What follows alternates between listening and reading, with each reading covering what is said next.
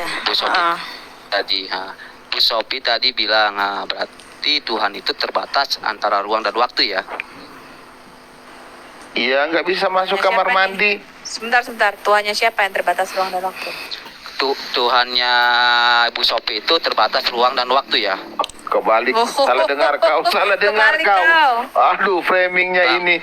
Bang, tadi Bu Sophie membandingkan Tuhannya dan menyamakan Tuhannya. Tuhan kamu yang Tuhan terbatas, nggak disamakan bisa dengan masuk. angin. Loh. Dengarkan dulu, jangan kepanasan. Tadi Bu Sophie bilang Tuhan disamakan dengan angin. Angin itu sebagai apa? Wah, sebagai ciptaan. Berarti Tuhan ketika sudah disamakan, jangankan samakan, ketika Tuhan dibandingkan, berarti ketuhanannya itu sudah terbatas ruang dan waktu. Kalau tidak terbatas ruang dan waktu, ya. Oke, saya jawab sudah. Itu berarti. Belum. Oh, saya tidak akan mencabut. Karena ruah itu artinya angin Tuhan di dalam bahasa Ibrani. itu terbatas ruang dan waktu ya? Enggak, itu kesimpulan yang keliru. Sudah, saya jawab pertanyaan kamu? Oke, jawab coba. Yang pertama, kata ruah dalam bahasa Ibrani itu artinya angin. Ya, atau nafas, breath. Makanya dikatakan ketika dia menciptakan patung dari tanah liat, ya bukan tanah liat, dari debu tanah, Tuhan menciptakan patung dari debu tanah.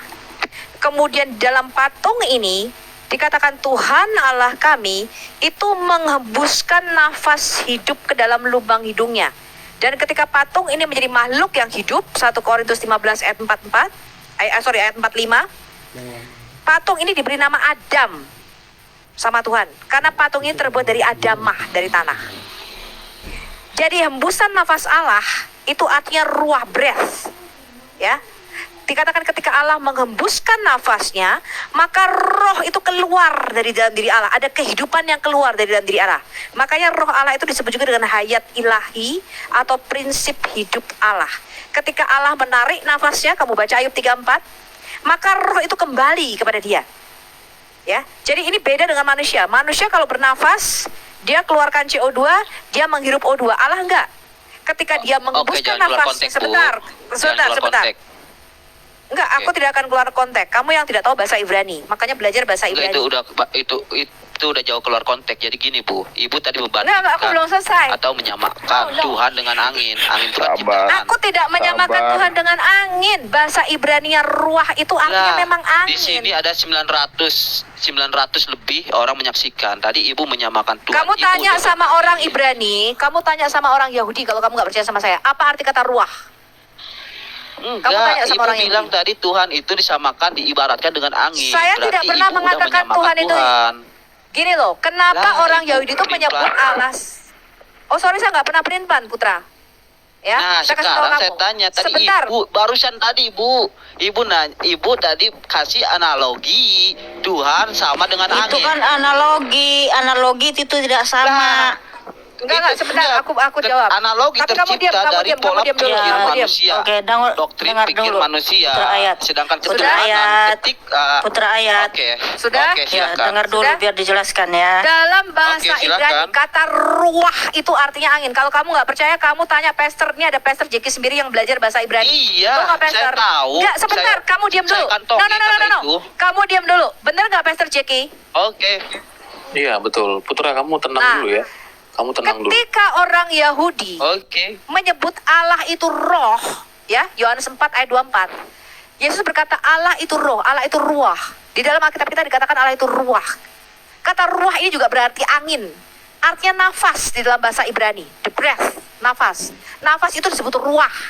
Dikatakan the breath of God, nafas Allah yang menciptakan aku. Itu artinya roh Allah menciptakan aku. Allah kita itu disebut Bapa segala roh. Kenapa orang Yahudi menyebutkan Allah itu roh, Allah itu seperti angin, atau Allah itu ruah, nefes? Karena pertama arti kata roh itu maha hidup. Sesuatu yang tidak mempunyai roh itu benda mati. Kedua, kenapa disebut Allah itu roh? Dia tidak terlihat oleh mata kita. Dia tidak berwujud, dia nggak punya wujud fisik. Dia tidak bertempat, dia tidak berlokasi, dia tidak terbatas ruang dan waktu, dia tidak bisa ditambah, tidak bisa dibagi.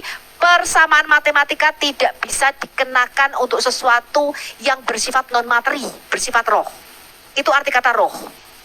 Ya, kalau kamu nggak percaya, kamu ke Al-Hayat Indonesia cari playlist menjawab Islam dalam 5 menit saya apa percaya arti kata itu. roh. Nah, Justru kalau saya Allah ngerti muda, akan roh itu. saya tanya, Makanya saya bertanya. nggak bisa Enggak, di dalam nanti Quranmu dulu. roh itu Jibril. Ibu tadi Saya tanya, menyamakan. Iya, saya nggak tanya, bawa Al-Quran. apakah di dalam Jangan ketakutan. Ibu Ibu ketakutan ketakutan ya, dengan anak-anak. omongan ibu, makanya jawab. Nggak nyambung. No, Sekarang saya dia tidak yang ketakutan takut. dengan Enggak. Saya saya menyimak buat apa yang video tadi Allah itu diobrolin sama roh. Shopee. Enggak, karena Saya kasih Ibu tahu, saya Shopee tanya itu sama kan kamu ya. disamakan Saya dengan kasih tahu, angin. saya tanya sama kamu. Ideologi angin itu Di kan mana di Quran, Quranmu Ibu. ada roh Allah? Aduh, kamu nih bodoh banget sih. Allah itu bukan angin. Ibu. Allah itu bukan yang menyamakan angin, tadi, Bu. putra. Allah itu disebut ruah. Ngerti nggak Makanya, ruah? Bu, kalau ngomong Orang dikaji Yahudi dulu. menganalogikan. Loh, Allah itu roh kok. Kamu tanya sama Pastor Jackie apakah Allah kita itu roh? Iya tadi Nggak, Ibu kamu ngomongnya saya nggak bukan tanya gitu. sama kamu. Saya nggak tanya sama kamu. Pastor Nah. Jackie apakah Allah kita itu roh? Halo. Bu, gini aja Bu, kita Oke, nyimak oke. yang tadi ya. Putra, Ibu merasa nggak Putra. ngomong Saya tadi? kasih tahu kamu ya, Putra. Kau dengar, Allah pahami. itu roh. Roh itu artinya angin dalam bahasa Ibrani-nya. Berarti Tapi bukan iya, berarti berarti angin obrol- itu Allah. Kamu tuh salah keliru. Tadi Ibu Bukan yang berarti angin mengutarakan itu Allah. Bu. Loh, kamu Ibu tahu tadi nggak tidak namanya seperti analogi? itu. Saya nggak pernah mengatakan angin Sudah, itu Bu Allah. Sofi. Apakah saya mengatakan Bu angin itu Sofi. Allah?